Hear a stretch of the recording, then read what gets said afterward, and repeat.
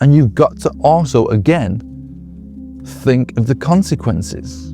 You have to think, what happens if I don't do this? What happens if I do this all the time? What are the consequences? What are the positives of it? And you've got to think those through.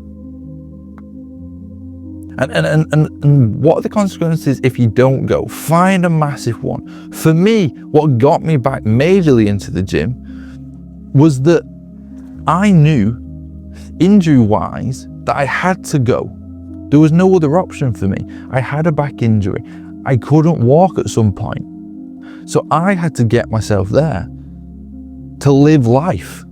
Find a massive consequence. And once I figure that out, once I can get to the gym, I can start putting what I said in place for the consequence of sugar. And it makes my life so much better. So I'm so much happier. There's less shame, there's less regret, and it feels great that I fucking figured it out. And this applies to me. This has worked for me. So give it a fucking go and see what comes from it. Thanks for watching. Thanks for clicking on the video. Just want to let you know, I also post on Spotify, so give it a listen over there if you don't finish the video. And I do the best bits of every video on Shorts, Instagram, TikTok. All the clips are on there if you want to check those out as well. Link is in the description. But yeah, enjoy. So, welcome back to me talking a load of crap in my car, getting my thoughts off my chest and sort of exploring different ideas about life. And you'll be glad to know I've increased the budget on this production of the show, of this channel. It's a very high budget now that we've got post-it notes. And I know this is going to make everything change. This is going to make the biggest difference of all, post-it notes. This video is going to be about how I smashed my addiction of sugar. And I know what you're thinking. How has this channel got such high production? I know, it's insane. But it's a nice little touch I'm going to try and start doing. Quite like the idea. I thought of it quite a while ago. So first of all, I'm going to explain the situation I was in, because I'm a pretty disciplined person.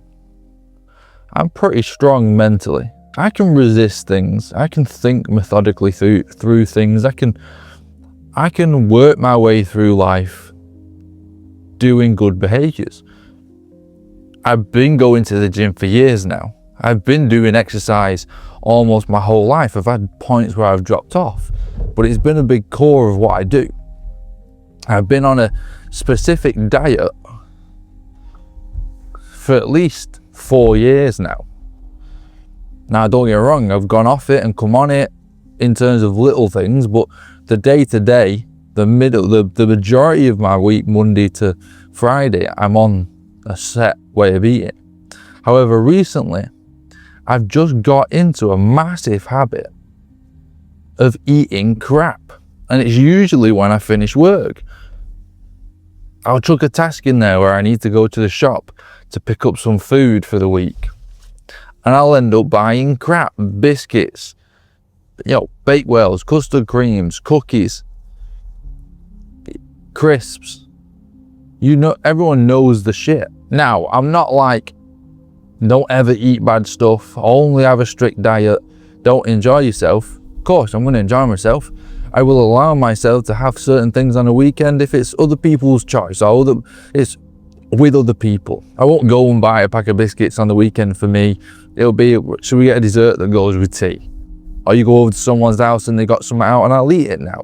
The drastic change from what I was doing when I was finishing work and I was just eating way too much crap that I didn't want to, and that I didn't feel the shame for it.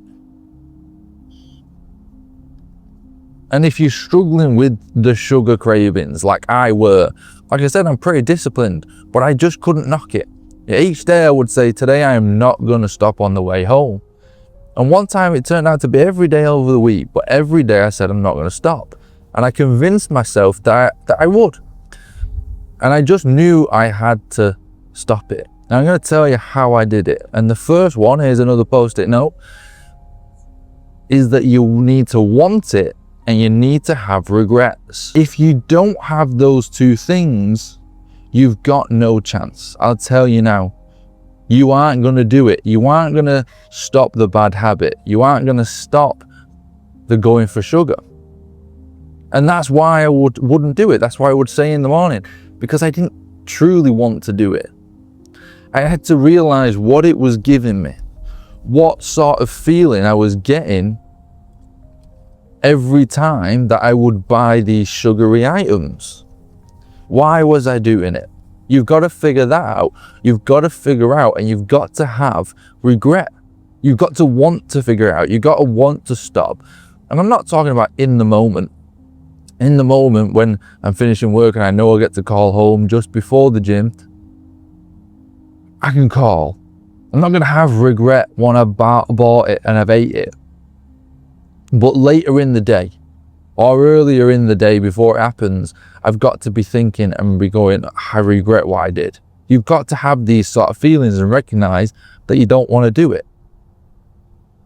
And I'll talk about why I was eating the sugar, which I think is a big factor of why. And the reason for me was I wanted to release the pressure. I kept feeling after work this need to release the pressure. Because my job, I'm in a zone from 7 till 4. And I'm in that zone. I've got to be in a productive zone. I've got to be in a mindset of working to earn my money, because I'm on piecework. The more work I do, the more money I earn. And it's such a specific mindset you have to be in to earn a lot of money in that sort of system. And the job I'm in is methodical. It's repetitive. So your head goes somewhere. You're looking left and right for things to give you a bit of dopamine. Now, I love my job. Sure, I would prefer to be doing other things, but I've got myself into a mindset where I'm okay with how I work. I'm okay with what I do. There are many more joys in life that I wish I could spend my time doing, but that's just not how it goes right now. And the sugar would give me this release of the pressure, would step me out of this zone that I was in that made me feel better, give me that dopamine. And that's probably what the sugar is doing. The sugar is giving you that lift up because you've had a hard day, because you're stressed, you've not got what you want. You're not in a comfortable, natural mindset with whatever you're doing, so you need this release. You need to feel good about yourself. So you go and have this thing, which, sure, it works. It would work maybe once every 10 attempts of eating the crap. Or the other 9 attempts didn't really satisfy me, didn't really hit that spot, but I would still keep going. And my mind would still keep saying, go grab it, go get it, you deserve it. Or whatever excuse my mind comes at me with and says, let's do that. And I just know, for me, the type of personality that I am, I can't just buy a pack of biscuits and eat a biscuit. I can't just have one thing. I have to have the full thing. You buy a packet of crisps, a big packet, and say, I've got to have them all. I can't not have them all. So I have to figure out a way to completely cut it out during the week, in a sense. Like I said, there's not loads of pressure on never having sugar again. I'll just have it in a sense, when it comes. There's not this big pressure, and I can resist when I'm not having it every day. For me, it's easier for me to get off of it if I schedule it, in a sense. Have it for the weekend or whatnot. And I won't have it in large amounts. And the reason, and the thing I got to do to sort of get over it, was I went to the gym. And what I did was I created an environment that attached itself to this sugar. Now, I'll talk about how to get yourself to the gym, because I've been going to the gym for years. Like I said, I've been exercising for years. And I still understand the struggle, because I've had drops where I've dropped off of it, and it's been difficult to get back in, even though it's been a part of my life always. But for me, I found this was the best way to kick the sugar craving, is I would go to the gym and introduce pain. I would have to introduce some kind of pain to attach to the sugar. Attach some way of recognizing that you can't just gran a bunch of sugar, cram a bunch of bad shit in your mouth. There has to be a consequence. And that's what I did. So I went on the incline stepper thing, and I said, listen, what we're going to do is we're going to kill ourselves for 10 minutes, because what you've done isn't acceptable. You can't do this in your life all the time. There are going to be negative effects that hit you down the line. But when you're eating that sugar and having those cravings, you don't listen to any consequences further down the line. The pleasure is that great in the moment. Fuck in 10 years when you're going to start getting health issues. I need a consequence now, so I applied that. And the issue is getting yourself on the stepper. I obviously know that I'm in a place where I can keep myself accountable. For some reason, I'll be honest, it seems a bit like magic to me that I can just do that. But when I get in that gym, there's something that happens when I go on that stepper, because I go on the stepper anyway. It's part of my routine. It's part of what I do. But I would go on the machine. I think it's something like 50 steps per minute. I could be wrong. It just has a number 50, which I think is 50 per minute. And it's steady. It's nice. You get a sweat up. But if you keep going higher, it gets harder. And it's the easiest way for me, form of cardio that I've just implemented into the routine. 50 is easy. 50 is steady. You watch something on your phone. I would use it as a time to sort of enjoy myself. But since the sugar cravings, I've used it as a point of pain and consequences. And when the first time I did it, I've only had to actually do it intensely once. I've had little cheats here and there, so I adjusted accordingly and did just 5 minutes. It was still hell, but it didn't break me. But I did 10 minutes at 100 steps per minute, which is crazy. It means nothing to you if you've never done it before, but it will kill you. You'll be dying, or at least I was dying. And that's what I wanted. I wanted the pain, and my mind is screaming at me, stop. But all I'm thinking about was the bag of cookies you ate, the bag of biscuits you ate, the Bakewells you ate, whatever it was, the bag of crisps. And I'm saying and I'm applying that shame. The regret, I'm applying that and saying, listen, this is necessary. If you want, there's no issue eating all those sugary things, but there has to be a consequence. There has to be a balance to life. You have to apply a balance. Otherwise, life will apply that balance for you, and you might not necessarily want it. And it's worked for me, because every time after that, when I wanted to stop at the shop, I said, go on. You know the process. You know the cost. You're going to go to the shop. You're going to pay for that sugary treat, and then you're going to pay in the gym after. And it's fine. If that's the cost of it, absolutely accept it. If I am in a dire need for something like that, I will go and do it, but I will pay the cost. But the cost was that great that I know the pleasure that I got from the sugar was not worth it anymore, and it never will be worth it. And it's not an effective way to sustain yourself, to keep giving you this hit of dopamine. You need these healthy habits long term to sustain a good life. And that so far has worked for me. And it's as long as I keep myself accountable and say I am going to stay on the treadmill, I am going to die. And the 100 is within my limits, don't get me wrong. I just need a number where I'm going to die. Where I know I'm not going to actually die, but it's going to hurt. It's going to be a struggle, but I know I can get through it. And if you pick the wrong number, you know you can go higher. You know your limit.